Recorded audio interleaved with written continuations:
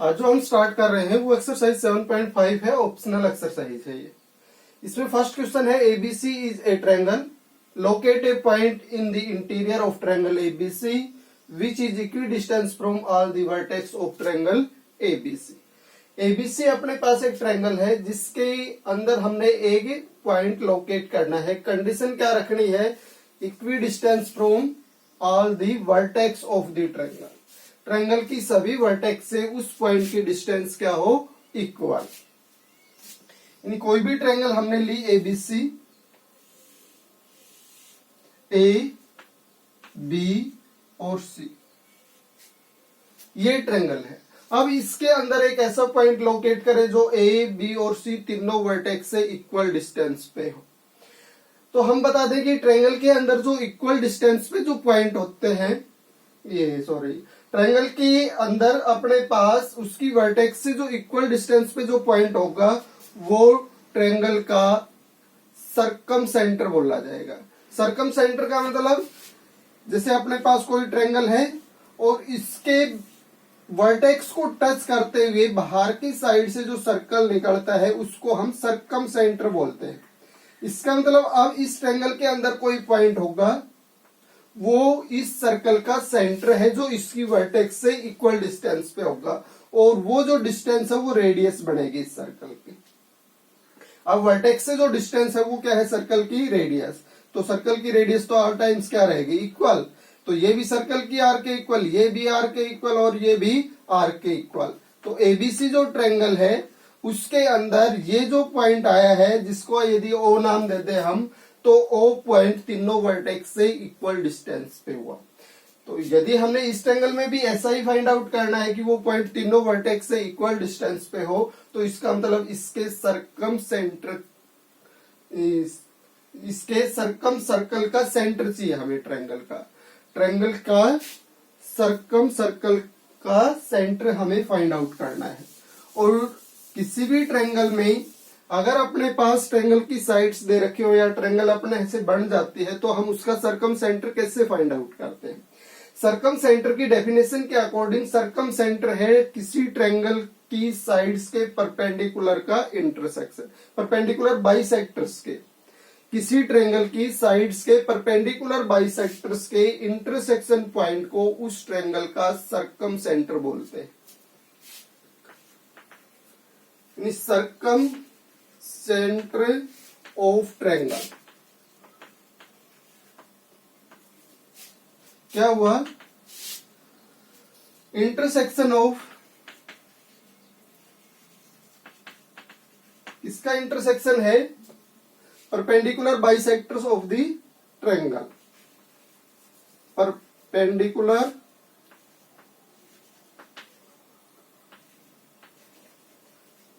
Bisectors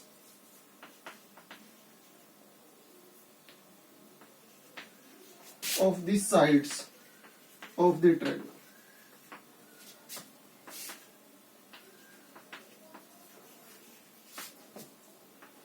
circum centre क्या हुआ? Intersection point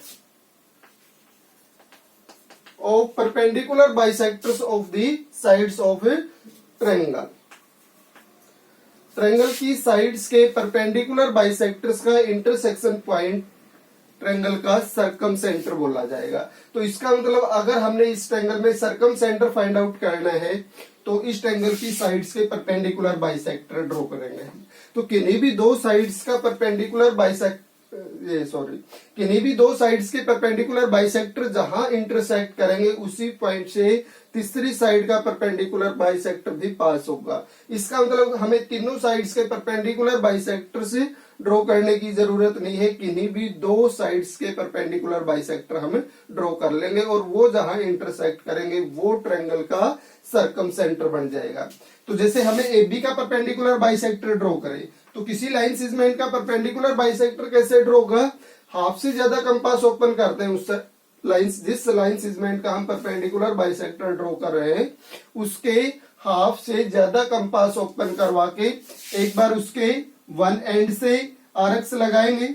जैसे हमने एबी के हाफ से ज्यादा कंपास ओपन करवा लिया और एक आर्क बी को सेंटर यूज करके इस साइड में लगा दी और दूसरी आर्क इस साइड में। कंपास उतना ही ओपन रहे, फिर जो है हमने आर्क्स ए पॉइंट से लगाने, ए को सेंटर यूज करके और प्रीवियस आर्क्स को हमने कट करवा दिया। अब इन इंटरसेक्शन पॉइंट को, आर्क्स के इंटरसेक्शन पॉइंट्स को ज्वाइन करवाएंगे तो ये जो लाइन सिगमेंट आएगा ये परपेंडिकुलर बाइसेक्टर होगा साइड ए बी का। परपेंडिकुलर बाइसेक्टर का मतलब इसको बाइसेक्ट करे और 90 डिग्री बनाए, तो बिल्कुल बीच में दिखनी चाहिए ये लाइन अपने पास ए बी के। और इसी वजह से एसी का परपेंडिकुलर बाइसेक्टर ड्रॉ कर लें तो इसके बीच से ऐसे ही पास हो जाएगा वो भी। और मान लिया ये यहाँ पे इंटरसेक्ट करते हैं ओ पॉइंट पे, तो ओ रिक्वायर्ड पॉइंट है जो तीनों वर्टेक्स से इक्वल डिस्टेंस पे है। तो हमने ट्रायंगल एबीसी में के इंटीरियर में जो पॉइंट लोकेट करना था वो क्या हो जाएगा, ओ जो तीनों वर्टेक्स से इक्वल डिस्टेंस पे होगा। तो इसके सॉल्यूशन में हम क्या लिखें, अगर ये क्वेश्चन अपने पास बोर्ड वगैरह में आता है, वैसे ऑप्शनल एक्सरसाइज के क्वेश्चंस हरियाणा बोर्ड में तो नहीं आते, सीबीएसई में तो आ भी जाते हैं भाई। तो इसमें क्या लिखे हम, take a triangle ABC and draw perpendicular bisectors of AB and AC which intersect at O, then O is equidistant from A, B and C। इस टाइप से हम इसका आंसर लिख सकते हैं।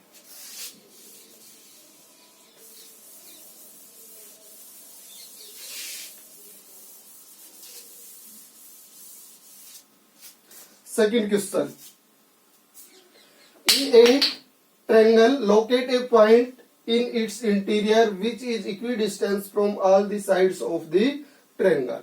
अब की बार इससे पहले वाले क्वेश्चन में ट्रायंगल की वर्टेक्स से इक्वल डिस्टेंस पे पॉइंट लोकेट करना था। अब जो पॉइंट लोकेट हम कर रहे हैं, is it interior which is equidistance from all the sides.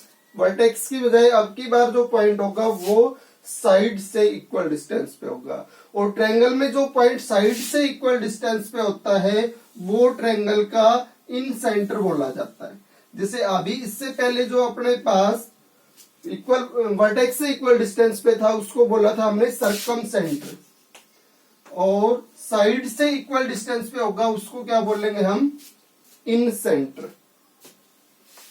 In centre of the triangle, या इन सेंटर ही लिख दें। तो इन सेंटर की जो डेफिनेशन हम लिखेंगे वो क्या होगी, ट्रायंगल में इन सेंटर साइड से इक्वल डिस्टेंस पे होता है। और वो फाइंड आउट क्या कैसे होता है, तो जो अपने पास साइड से इक्वल डिस्टेंस पे हो, यानी फर्स्ट साइड से भी उतने ही डिस्टेंस हो, सेकंड साइड से भी उतने ही डिस्टेंस। अगर हम कोई एंगल बनाते हैं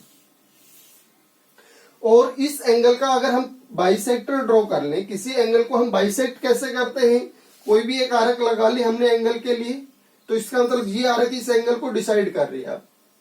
इस आर्क का बाइसेक्ट करवा देंगे हम, जैसे लाइन सिगमेंट का करवाया वैसे ही इस आर्क के हाफ से ज्यादा कंपास ओपन करवा के एक आर्क यहां से और उतना ही ओपन रख के एक आर्क यहां से, और दोनों आर्क्स जो इंटरसेक्ट करेंगे उस पॉइंट को एंगल वाली वर्टेक्स से ज्वाइन करवाएंगे।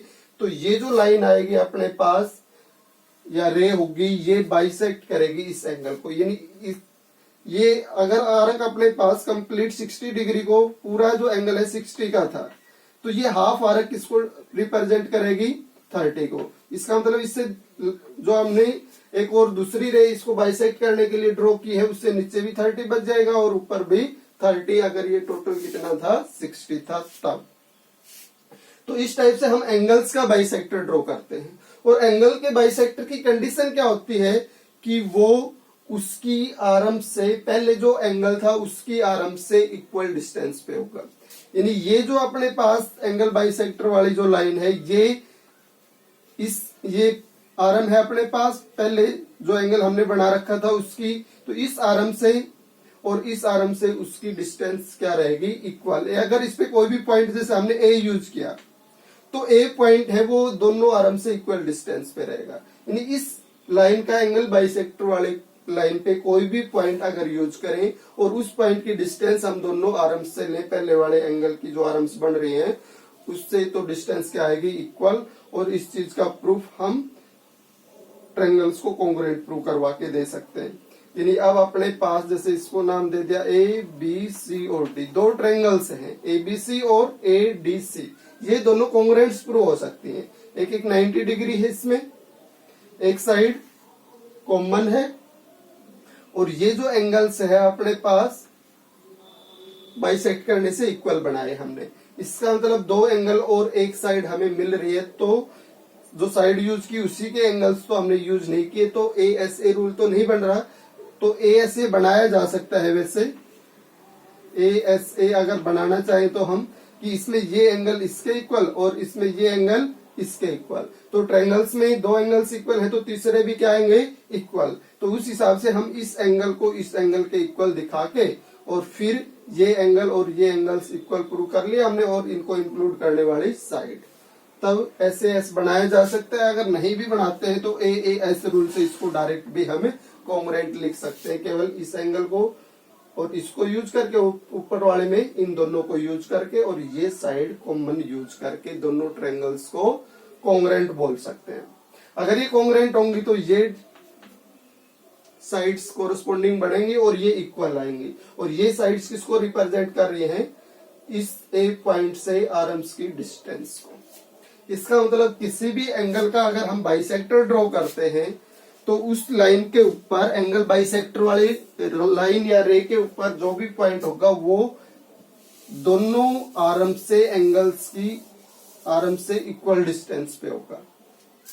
तो ये कंडीशन लगेगी इन सेंटर में, जैसे ये एंगल हो गया और इसका बाइसेक्टर हमने कैसे ड्रॉ किया, ये कोई भी एक आर्क लगा लिया अपनी मर्जी से और इस आर्क का बाइसेक्ट करवा दिया, कंपास इसके हाफ से ज्यादा ओपन करवा के एक बार यहां से और एक बार यहां से, और इस एंगल का भी इसी वजह से हमने बाइसेक्ट करवा लिया और मान लिया ये यहां इंटरसेक्ट हुए, तो अब ये जो पॉइंट है ये तीनों आर्म से इक्वल डिस्टेंस पे होगा। अगर इसका रीजन देना चाहे तो जैसे ये जो पॉइंट है अपने पास इस रे पे आ रहा है, इस रे पे आ रहा है तो इसका मतलब इस पॉइंट से इस साइड की डिस्टेंस और इस पॉइंट से इस साइड की डिस्टेंस क्या होंगी इक्वल, क्योंकि ये एंगल बी वाले आर्म्स को यूज कर रहा है और एंगल बी का बाइसेक्ट किया है, तो एंगल बी वाले आर्म से इस लाइन पे जो पॉइंट होगा वो इक्वल डिस्टेंस पे होगा। इसको अगर ओ नाम दें, इसको ई और इसको एफ, इसका मतलब यहां से ओ ई इक्वल होगा ओ एफ के,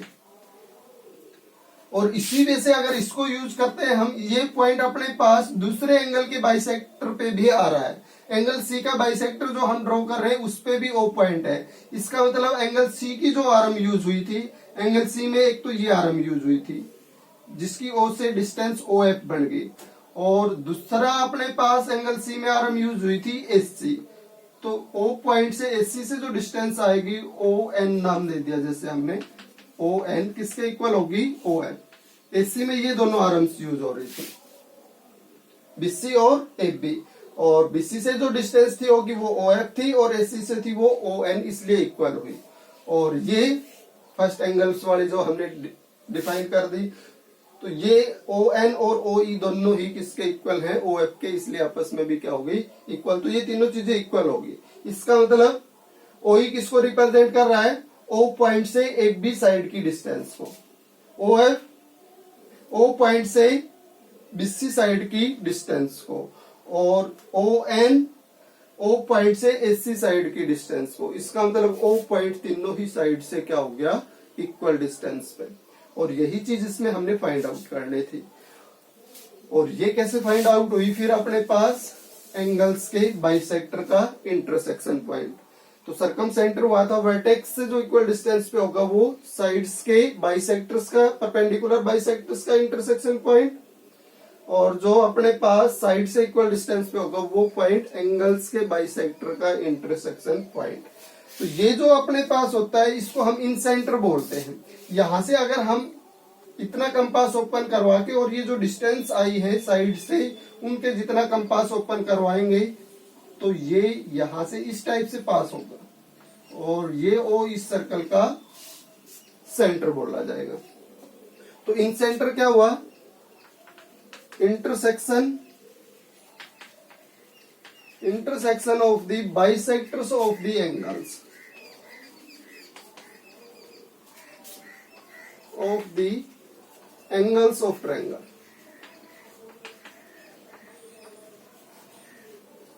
ट्रायंगल में एंगल्स के बाइसेक्टर के इंटरसेक्शन पॉइंट को क्या बोलेंगे हम? इन सेंटर। तो जो क्वेश्चन हमने सेकंड सोल्व करना है, जिसमें हमने एक पॉइंट निकालना है जो साइड से इक्वल डिस्टेंस पे हो, तो उसके लिए हम क्या करेंगे? Take a triangle ABC.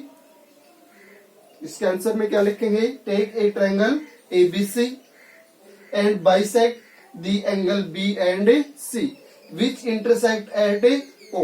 Then O is the required point which is equidistant from side AB, BC and AC.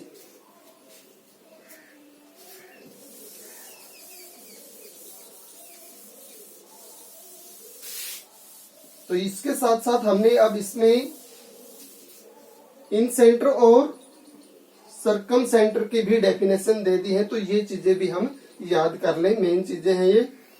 Third है, in a hook park peoples are concentrated at 3 points. इसका फिगर दिखा रखा है जिसमें ए बी और सी 3 points लिख रखे हैं, ए बी और सी। 3 पॉइंट से लोग इकट्ठा हो रहे हैं। Where there are different slides, ये सॉरी, ए पॉइंट है अपने पास, जिस ए को डिफाइन किया है, एक ऐसा पॉइंट है जहां पे where there are different slides and swings for childrens. तो ये चिल्ड्रंस यहाँ पे इकट्ठा होंगे जिनके लिए स्लाइड्स और स्विंग्स हैं। और सेकंड जो पॉइंट है वो है near which a man made lake is situated. दूसरे पॉइंट के ऊपर एक लेक है। और तीसरा जो पॉइंट है which is near to large parking and exit. Parking और एग्जिट वाला जो पॉइंट है वो है सी। इस टाइप से अपने पास पार्क के अंदर 3 मेन पॉइंट्स हैं जहां पे लोग इकट्ठा हो रहे हैं। Where should an ice cream parlour be setup. जो अपने पास आइसक्रीम पार्लर है वो अपना सेटअप कहाँ पे रखे, so that maximum number of persons can approach it, ताकि ज्यादा से ज्यादा लोग उसके पास पहुंच सके। तो 3 पॉइंट से हम ट्रायंगल बना सकते हैं। इसका मतलब अपने पास जो लोग आइसक्रीम वाले के पास जाएंगे वो इन तीनों पॉइंट से जाने। तो आइसक्रीम वाला अपने आइसक्रीम को ऐसी जगह पे सेटअप करे ताकि वो इन तीनों पॉइंट से इक्वल डिस्टेंस पे हो, यानी किसी पॉइंट से ज्यादा डिस्टेंस ना रहे कि कोई ये सोचे कि मुझे ज्यादा डिस्टेंस का यानी दूर पड़ रहा है मेरे से। तो इसलिए इसका मतलब वो इन तीनों पॉइंट से इक्वल डिस्टेंस पे ऐसी जगह डिसाइड करे जहां तीनों ही पॉइंट से डिस्टेंस क्या हो, इक्वल। तो उसका सेटअप ये तीनों पॉइंट से इक्वल डिस्टेंस पे होना चाहिए। और अगर ट्रायंगल के अंदर अपने पास उसकी वर्टेक्स से इक्वल डिस्टेंस पे कोई पॉइंट होता है तो ये तीनों पॉइंट्स अब ट्रायंगल की वर्टेक्स बन रहे हैं ना। अब ये तीनों पॉइंट्स ट्रायंगल की वर्टेक्स बन रहे हैं, तो ट्रायंगल की तीनों वर्टेक्स से इक्वल डिस्टेंस पे जो पॉइंट होगा वो क्या होगा, वो फर्स्ट क्वेश्चन में हमने फाइंड आउट किया था, और वो होता है circumcentre of the triangle. और जो फाइंड आउट कैसे होता है, साइड्स के परपेंडिकुलर बाइसेक्टर से। तो आइसक्रीम पार्लर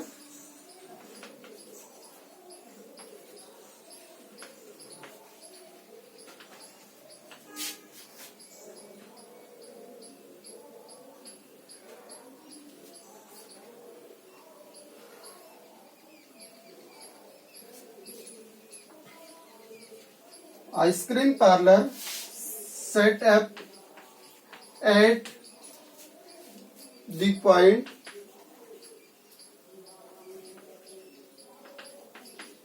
where, कहां पे, perpendicular bisectors intersect perpendicular bisectors of या intersection of perpendicular bisectors of two sides AB and BC। किन्हीं भी 2 साइड्स का परपेंडिकुलर बाइसेक्टर हम यूज कर सकते हैं। Set up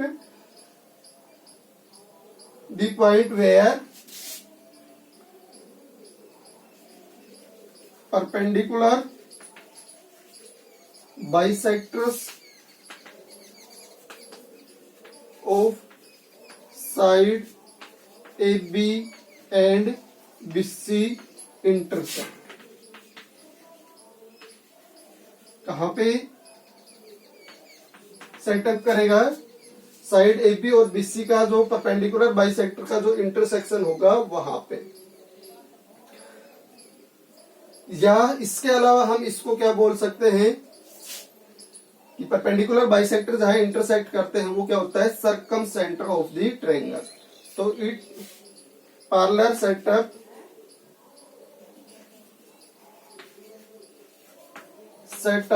at circumcentre of triangle ABC। कहां पे, ट्रायंगल के ABC के सर्कम सेंटर के ऊपर अपने आइसक्रीम को सेटअप करेगा, तो वो तीनों वर्टेक्स से इक्वल डिस्टेंस पे होगी। ये है थर्ड क्वेश्चन।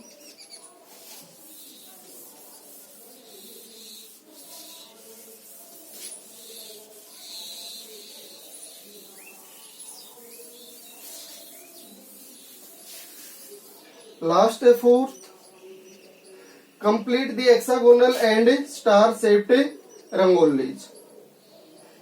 ये रंगोलीज हमने कंप्लीट करनी है। इनका फिगर दिखा रखा है। एक तो है हेक्सागोन जिसमें ऑल साइड्स इक्वल दिखा रखी है फिगर में।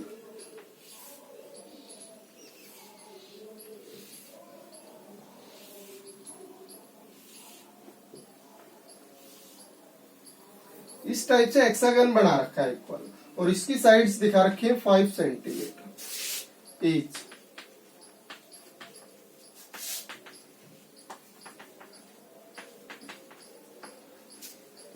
हो गया। दूसरा है स्टार, उसको हम बाद में देखेंगे। 1 and 2 by filling them with as many equilateral triangles. जो रंगोली हमने कंप्लीट करनी है वो इक्विलैटरल ट्रायंगल्स इसमें बना के तब करनी है। ऑफ साइड 1 सेंटीमीटर, और उन इक्विलैटरल ट्रायंगल्स की जो साइड होगी वो 1 सेंटीमीटर होगी। As you can count the number of triangles in each case. क्या हर केस में हम इसकी नंबर ऑफ ट्रायंगल्स को काउंट कर सकते हैं कि 1 सेंटीमीटर की कितनी ट्रायंगल्स इसमें बनेंगी, इसमें और जो स्टार शेप बनेगी उसमें। विच हैज मोर ट्रायंगल्स, और किसमें ट्रायंगल्स ज्यादा बनेंगी। तो जैसे हमने इसका सेंटर चूज कर लिया, मान लिया इसका सेंटर यहां है इस हेक्सागन का, और यहां से फिर हमने इसको ज्वाइन करवा दिया।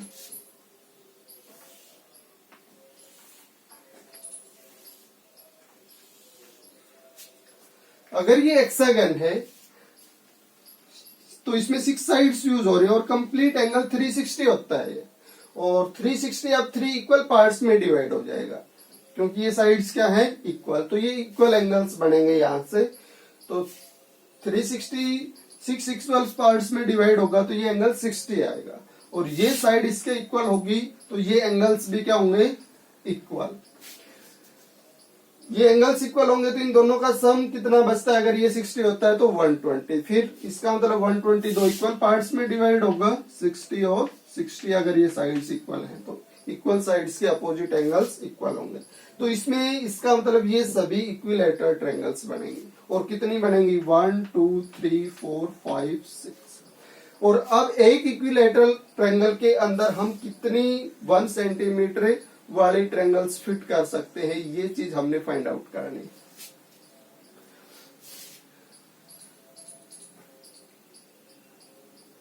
इसको नाम दे दिया O A B. Area of triangle O A B, area of triangle A O B. Equilateral triangle का एरिया निकालने का फॉर्मूला √3/4 साइड स्क्वायर। तो इसकी साइड कितनी बन रही है, 5। तो ये हो गया 25, और इसके साथ प्रोडक्ट में है √3/4 सेंटीमीटर स्क्वायर। जो इसके अंदर हमने ट्रायंगल्स फिट करनी है वो है 1 सेंटीमीटर साइड की, और वो भी इक्विलैटरल। तो area of triangle area of equilateral triangle लिखें, area of equilateral triangle whose side 1 centimetre, उसका भी √3/4 इंटू साइड स्क्वायर, तो साइड 1 होगी तो वो होगा √3/4 सेंटीमीटर में है तो सेंटीमीटर स्क्वायर। ये आ गया अपने पास इक्विलैटरल ट्रायंगल जिसकी साइड 1 थी और ये जिसकी साइड 5 थी। इसका मतलब 5 सेंटीमीटर साइड वाली इक्विलैटरल ट्रायंगल में कितनी इक्विलैटरल ट्रायंगल्स फिट हो सकती हैं?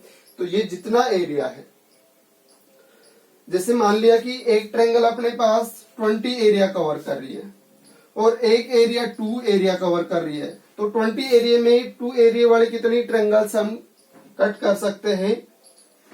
10, ताकि 10 ट्रायंगल्स, एक ईच ट्रायंगल का एरिया 2 सेंटीमीटर और 10 ट्रायंगल्स होंगे तो 10 का मिलके कितना हो जाएगा? 20। इसी वजह से हम ये बता सकते हैं कि इस ट्रायंगल में जिसका एरिया इतना बन रहा है 1 सेंटीमीटर साइड की कितनी इक्विलैटरल ट्रायंगल्स कट हो सकती हैं? तो number of equilateral triangles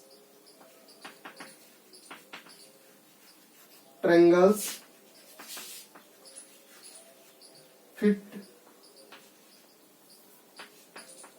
in triangle, number of equilateral triangles of side 1 centimeter which fit in triangle AOB। जो AOB, ये जो ट्रायंगल हमने बनाई थी इसके अंदर 1 सेंटीमीटर साइड की इक्विलैटरल कितनी ट्रायंगल्स फिट हो सकती हैं? तो एरिया ऑफ ट्रायंगल AOB जो आ गया अपने पास 25√3/4 और इसको डिवाइड कर दे हम इक्विलैटरल ट्रायंगल जिसका साइड 1 है उसके एरिया से। अब इसका एरिया कितना है? इससे इसको अगर इससे डिवाइड करेंगे तो ये रेसिप्रोकल होके प्रोडक्ट हो जाएगा, तो ये हो जाएगा 4/√3 रेसिप्रोकल होके प्रोडक्ट। तो इसका मतलब कितनी ट्रायंगल्स फिट हो सकती हैं इसमें? 25 ट्रायंगल्स हम इसमें फिट कर सकते हैं। और हेक्सागोनल में इस टाइप की कितनी ट्रायंगल्स है? ये 6। तो पूरे हेक्सागोनल में कितनी इक्विलैटरल ट्रायंगल्स बन सकती हैं? इसका 6 टाइम। तो number of equilateral triangles of side 1 centimeter which fit in hexagonal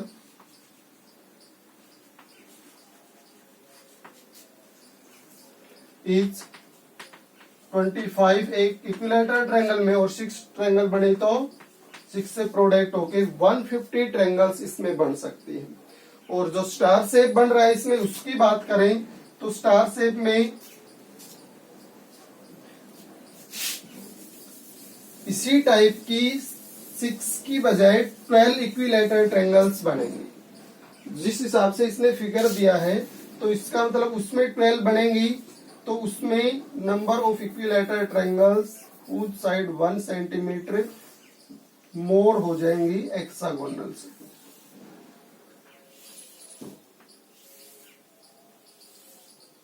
इस टाइप से कुछ फिगर दिखा रखा है, इसका ठीक से नहीं बना है ये। वैसे इसमें उसने दिखा रखी है ये 5 सेंटीमीटर है, ये 5 सेंटीमीटर है और ये 5 सेंटीमीटर, ये 5 centimetre.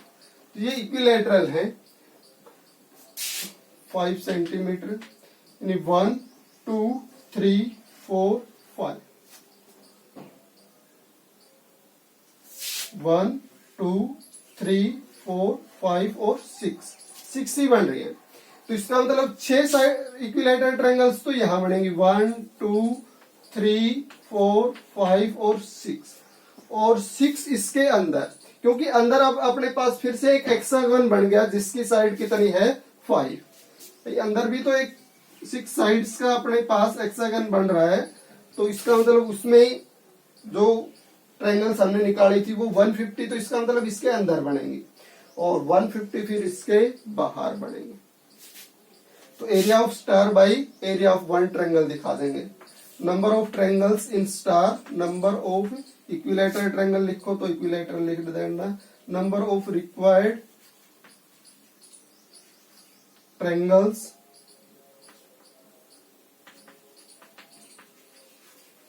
In a star is equal to area of the star, और एरिया ऑफ स्टार क्या होगा 12 into square root 3/4 side square, इसमें 12 इक्विलैटरल ट्रायंगल्स होंगे, और upon area of one equilateral triangle whose side 1 3/4 into side square, और side इसमें कितनी है 1, और ये फिर इससे कैंसिल हो जाएगा।